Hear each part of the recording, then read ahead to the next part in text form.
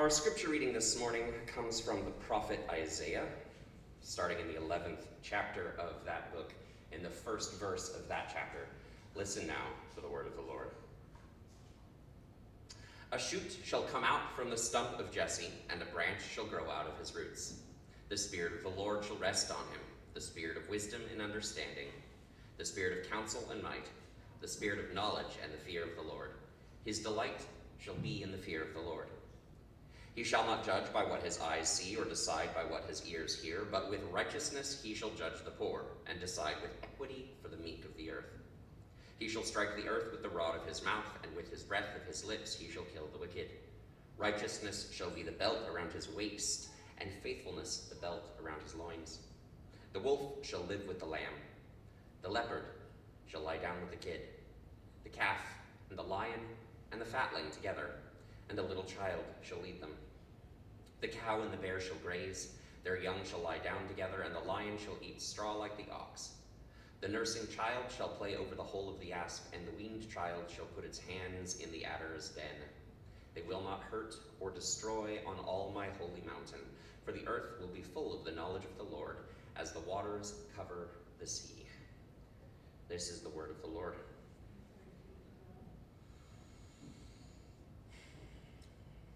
Today we are observing a tradition of the blessing of the animals.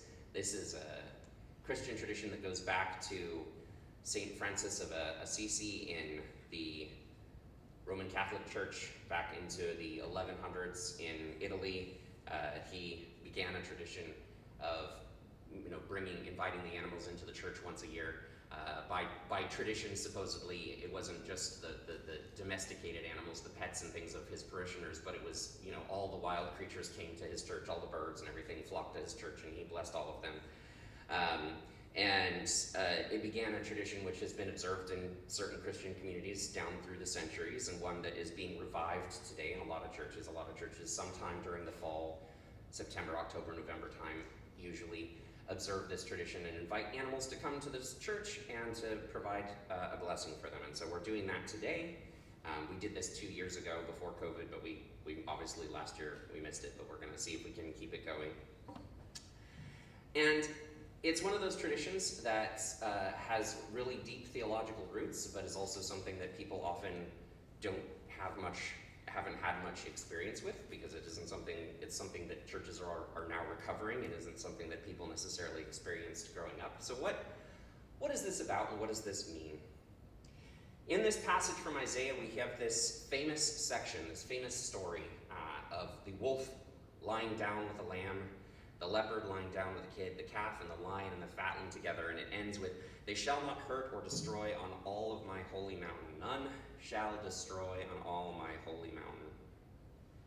And this, I think, is something that is trying to help us understand God's approach to the relationship between his creatures, the relationship between his creatures that he intends for the earth, the relationship that was true in the garden at the beginning of creation, and the relationship that he intends that ought to be true on his planet when his people have come back into full harmony, come back into full love and creation with the rest of his creatures. It's the way that God intends for us to live, for humans to live, with other creatures, with all of the animals, wild and domesticated. God intends that we should live in a way that none shall destroy. What does it mean, not to destroy? There is one way of looking at this, which I think is a sort of simplistic way, a kind of naive way, which is got its own sort of fairy tale beauty to it. The idea that no animal or creature ever harms any other animal or any creature in any way whatsoever.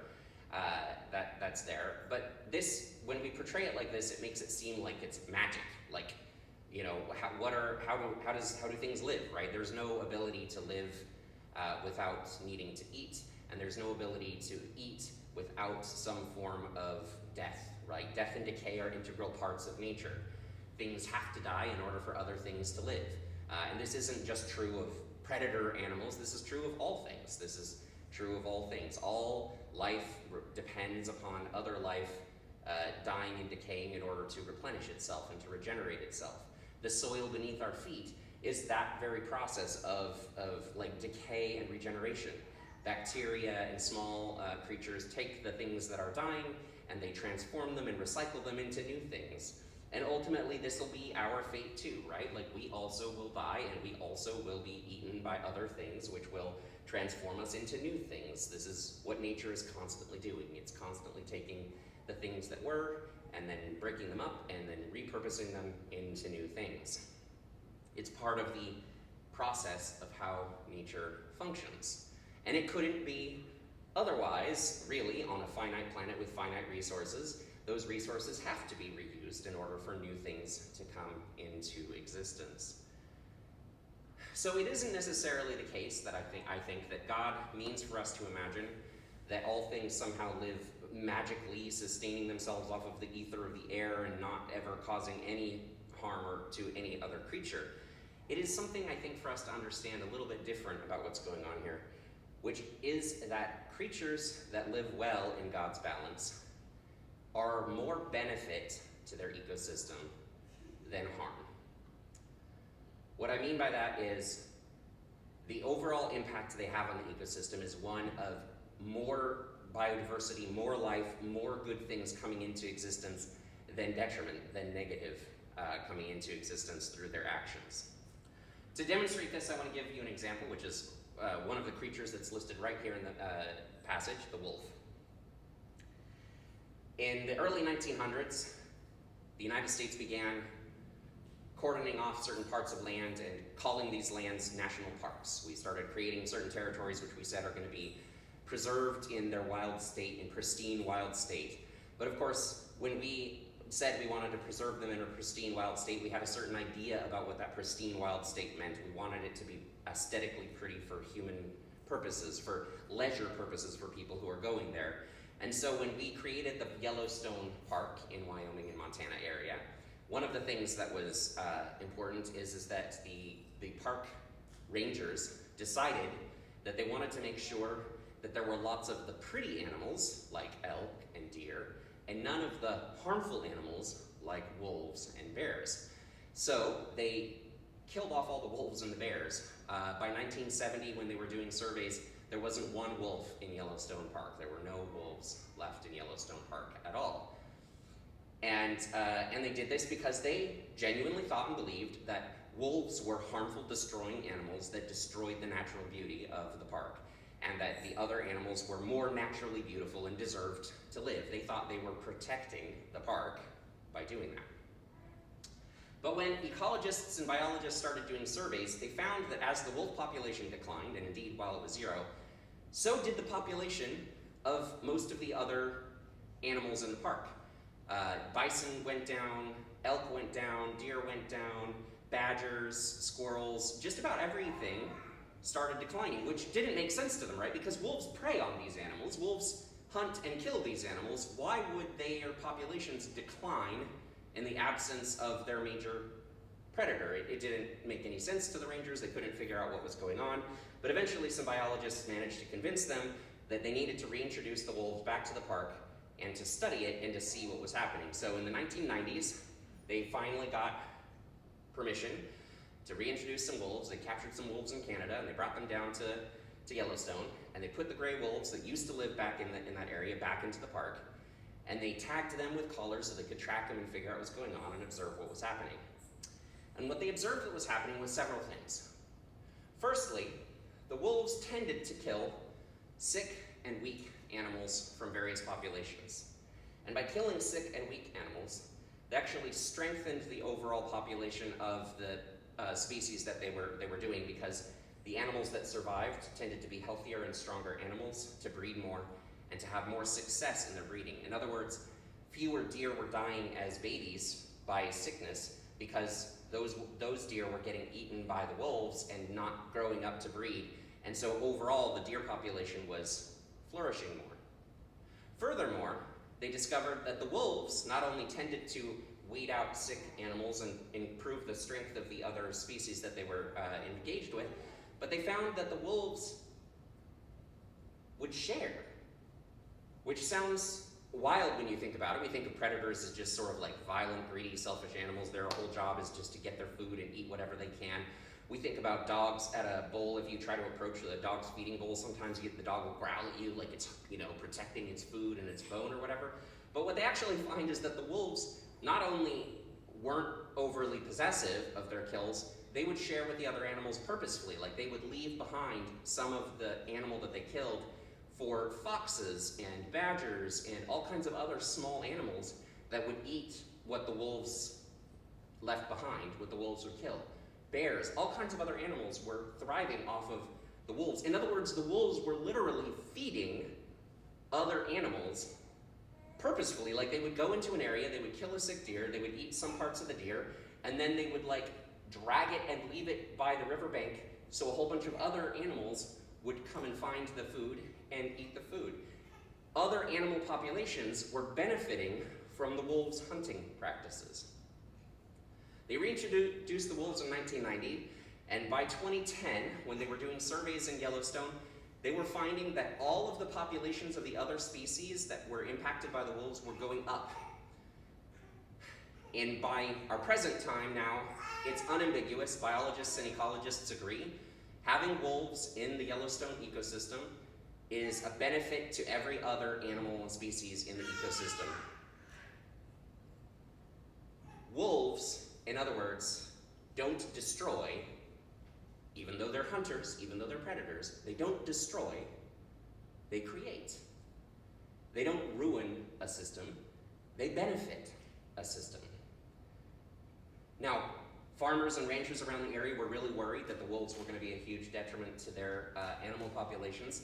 And at first, there was a lot of controversy around reintroducing the wolves to Yellowstone because a lot of ranchers thought, this is going to mean that they're going to prey on my herds, and I'm going to shoot the wolves if they do that. Well, the biologists and ecologists had to convince the ranchers not to do that. They had to pay the ranchers basically to say, we'll pay you for any loss of cattle you have so that you don't shoot the wolves because we want the wolves to be there. But again, the ranchers have found that actually the wolves not only don't prey on the herds nearly as much as they thought they did, but the impact overall on ranching herds has been similar to the impact on deer in the area. In other words, when the wolves do prey on ranching herds, they tend to strengthen the herd by removing weak animals that the rancher probably would have spent a lot of money trying to save with antibiotics and other things anyway. They actually help the ranchers out to a certain degree. It's still controversial. Still plenty of ranchers don't think wolves belong in their area there. There's still arguments over it, but there's a good scientific evidence that wolves don't harm the cattle and the things that are out there, that wolves are actually beneficial to the population that are there around them. And this is just one example of how nature makes it work so that an animal that lives well with its ecosystem improves the situation for all the other animals in their ecosystem. Now there are exceptions to this in nature. There are animals, of course, that get out of control, they get out of balance, and they harm their things around them. One example that I remember from a child that was really impactful on me, because I grew up in the Central Coast area of California, is there's a relationship in the kelp forests of the Pacific Ocean between sea otters and urchins and the kelp forest. Urchins, if left, those little spiky creatures that live in the bottom of the sea urchin. I don't know if you know what a sea urchin is, but it's got those, they literally look like a pincushion or a spike ball. They're little spike ball. Those things, if left to their own devices, will eat every single thing in the kelp forest. They'll just devour all the kelp and completely turn it into a desert by themselves. So otters and other animals that prey on the sea urchins are really necessary for keeping that urchin population in check so that that kelp forest can thrive. That's there. So I'm not saying that every animal instinctually behaves in a way that's perfectly in balance with the other thing. I just say that the collective impact of animals together usually benefits the ecosystem and creates some kind of balance. But the biggest animal that causes the most harm to other ecosystems, the animal that is out of control and generally causes more damage than good to an ecosystem, are humans.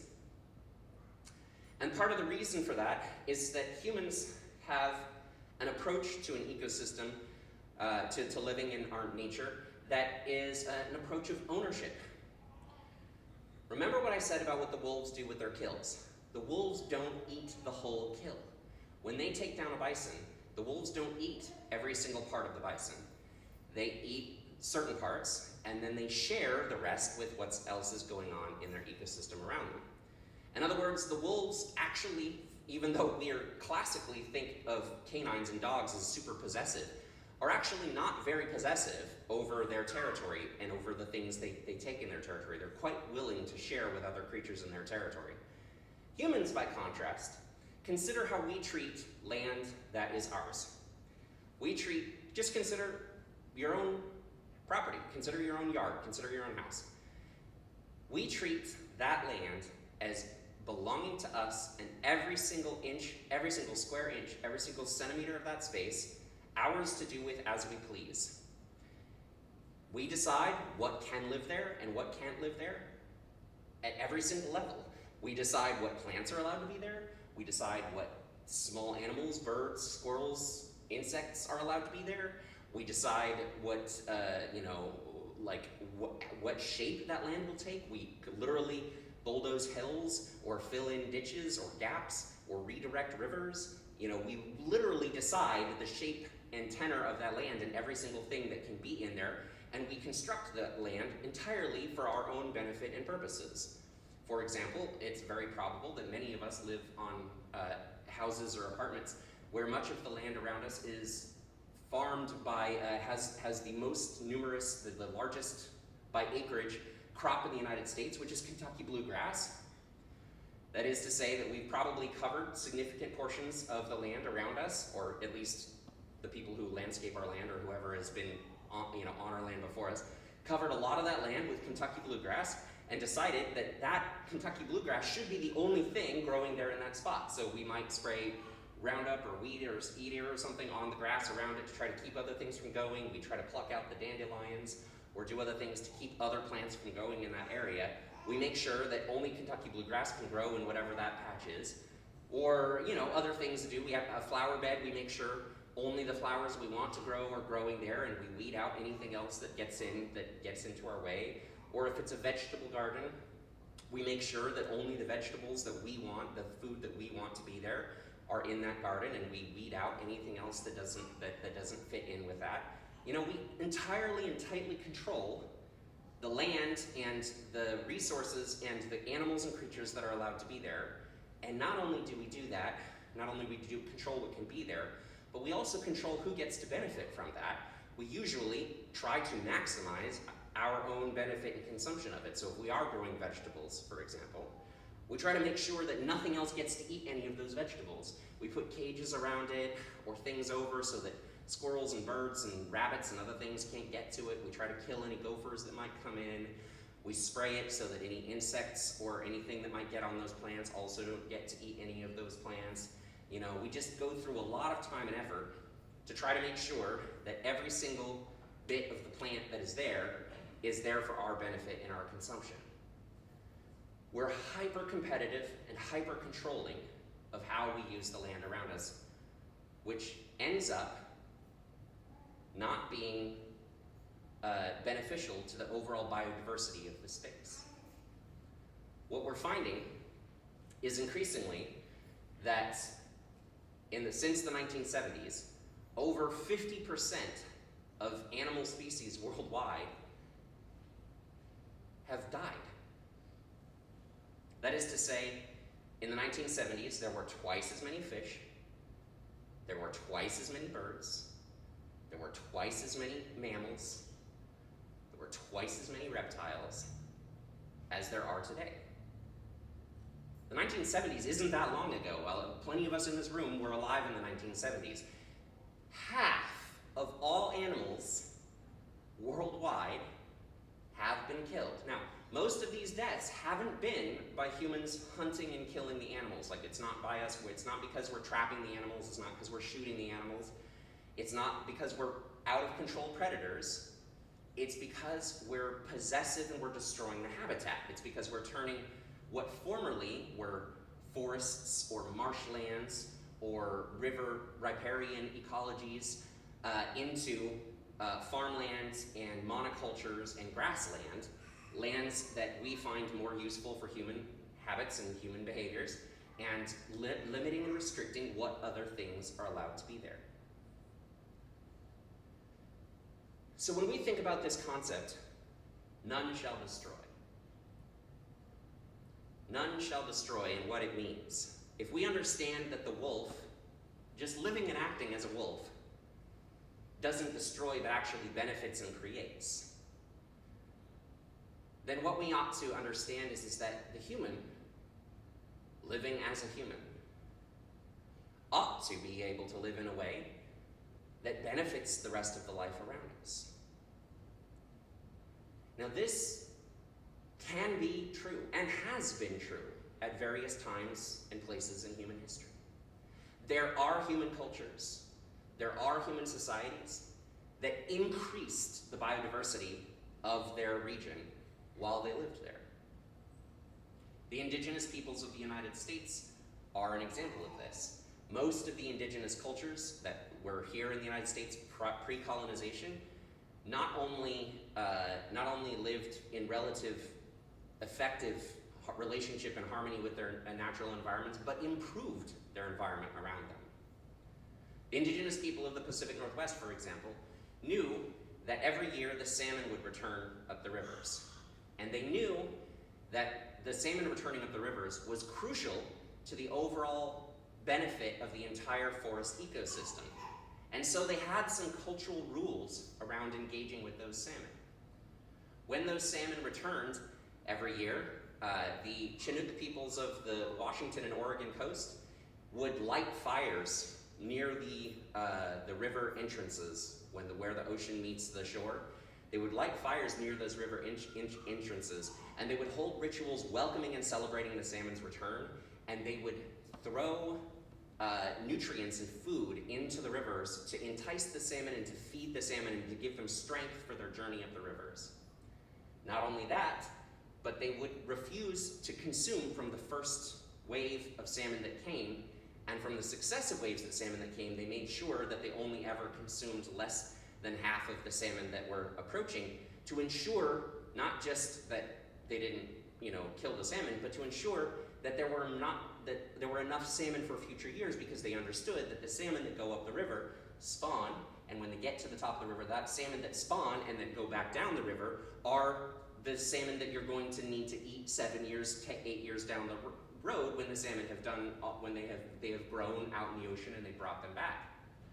The salmon are a linchpin species. They are a species upon which the whole ecosystem depends, because the salmon go out into the oceans and they consume all the nutrients. They consume all of the plankton and the small things out in the ocean, and they fatten up and they get those huge, big, beautiful bodies that they then bring back up the rivers, and those bodies get eaten by bears and by eagles and by otters and by other things up there.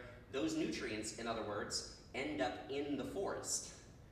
All the nutrients from that ocean come up into the forest. Otherwise, the nutrients only flow the other direction, because what are rivers doing? But they're taking topsoil and stuff, they're eroding the land, they're taking topsoil and nutrients down and plunging it into the oceans. Without creatures like the salmon bringing nutrients from the ocean back up into the forest, eventually the forests become a desert, because all those nutrients slowly leave the forest and never come back. The salmon are the creature that brings those nutrients back to the forest. When we kill the salmon off, we kill the forest off. And that is what settlers did when they moved here to the Pacific Northwest. At the opening of the Columbia, where Astoria and the small towns are at the opening of the Columbia, in the late 1800s, early 1900s, they held fishing competitions, and they would invite people all over to come to Astoria to hold these fishing competitions.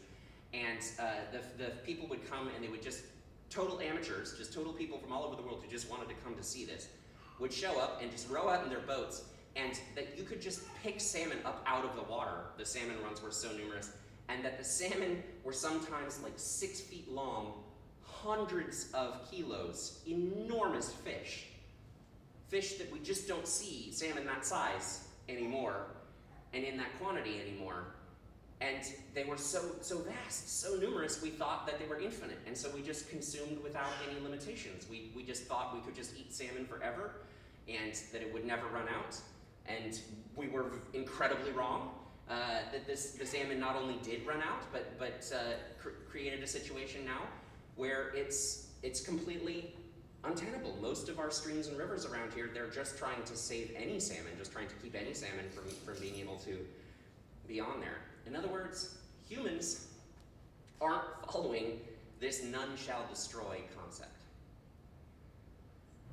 So I invite you to consider whatever small patch of land, whatever small patch of green earth God has given you to reside on, whether it's a house or an apartment, or whether you share it with a bunch of other people, or it's all to yourself, or whether the only patches of land you get to have access to are parks and church grounds and other places that are communal areas.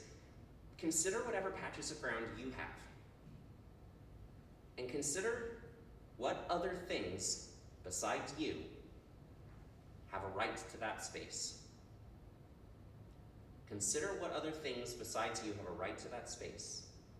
Consider how you might use that space in a way that causes it to flourish for other creatures besides yourself.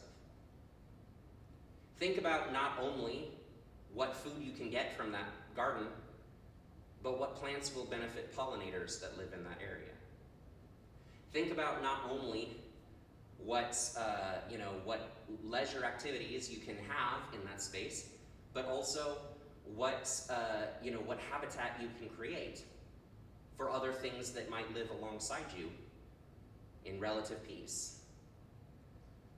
Consider when you go to take actions that control what other creatures can be there, like using exterminators, using pesticides, taking out various plants and other things like that, and shaping and controlling the landscape. Consider before you engage in those behaviors how you might do so in a way that doesn't diminish the biodiversity, but actually increases the biodiversity of a space. And by biodiversity, I mean just how many things live there.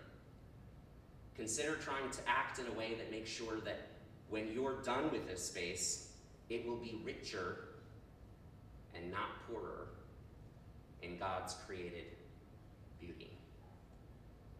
It will be wealthier in the number of creatures that it can sustain and the diversity of those said creatures. This is what it would mean for humans to live like this Isaiah passage says. To live as well as wolves. To live as compassionately as leopards. To live as gently as lions. That we might be able to be a benefit to those other creatures that God made and called good and beautiful and intended to share this earth with us. May we live so that none shall destroy. In the name of the Father, the Son, and the Holy Spirit, all glory and honor be unto them. Amen.